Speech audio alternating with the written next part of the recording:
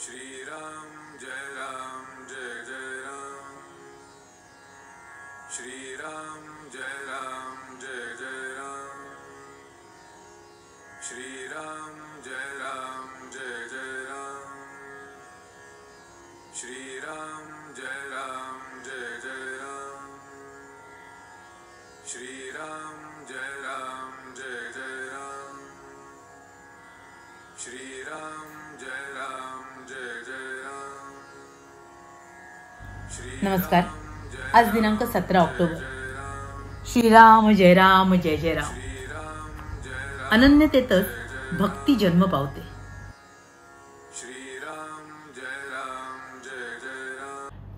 श्रीराम जय राम जय जय राम। अनन्यतेतच भक्ती जन्म पावते। भगवंता वाचून भक्ती होत नाही। ज्याप्रमाणे सौभाग्यवती म्हटली की तिला नवरा असायचाच, त्याचप्रमाणे भक्ती म्हटली की तिला भगवंत असलाच पाहिजे। भगवंत हा भक्तीचा प्राण आहे। भक्ती आणि माया दोघी भगवंताच्या स्त्रिया आहेत, पण म्हणून त्या सवती आहेत। दोन सवती एके ठिकाणी सुखाने नांदत नाहीत, हा जगाचा अनुभव आहे।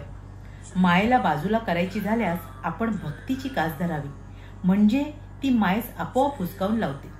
मायेचे वर्चस्व नाहीसे झाले की आपले काम होऊन जाते। तालमीत जाणारा आणि तालमीत न जाणारा यांच्यामध्ये थोडा तरी फरक दिसायला पाहिजे। तालमीत जाणाऱ्याच्या शरीरावर थोडा तरी पीळ दिसायला हवा ना। तसेच जो भक्ती करतो त्याच्या वृत्तीमध्ये थोडा तरी फरक पडलाच पाहिजे। आपल्याला जर विद्या पाहिजे असेल तर आपण विद्वानांची संगत धरली पाहिजे। त्याचप्रमाणे आपल्याला भक्ती आणि आनंद पाहिजे असेल तर भगवंताची संगत धरली पाहिजे। सर्व सृष्टी रामरूप दिसणे हेच भक्तीचे फळ आहे। याकरिता अनन्यतेची अत्यंत जरुरी आहे। अनन्यतेतच भक्ती जन्म पावते। द्रौपदीची अनन्यता खरी।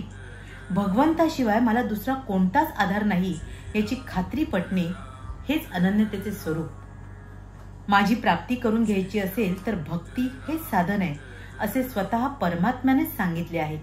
जसे नामस्मरण विस्मरणाने करता येत नाही, त्याचप्रमाणे भक्ती अभिमानाने करता येत नाही। समजा एखाद्या माणसाचे लग्न झाले, तो काल ब्रह्मचारी होता आणि आज गृहस्थाश्रमी झाला, तरी त्याच्या जीवनातले इतर व्यवसाय चालूच राहतात। त्याचप्रमाणे आपण भगवंताचे झालो तरी आपले प्रपंचाचे सर्व व्यवहार पूर्ववत सुरळीतच चालतात। जी जी गोष्ट घडेल ती आपण भगवंताला सांगावी। भगवंताच्या अस्तित्वाची जाणीव ठेवण्यासाठी भगवंताला सांगून प्रत्येक काम करावे। भक्तीने भगवंत साधतो आणि फलाशा आपोआप कमी होतात।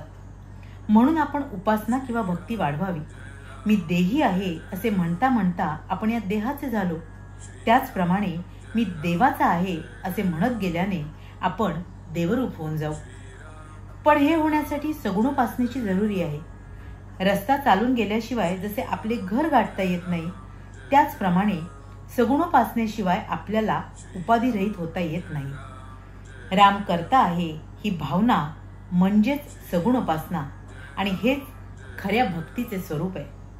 तू जे देशील ते मला आवडेल असे आपण भगवंताला सांगावे आणि माझ्या देवाला हे आवडेल का अशा भावनेने जगात वागावे। घडणारी प्रत्येक गोष्ट भगवंताच्या इच्छेने घडते अशी भावना कायम ठेवणे म्हणजेच भक्ती करणे होय। श्रीराम जय जय राम। श्रीराम जय जय राम।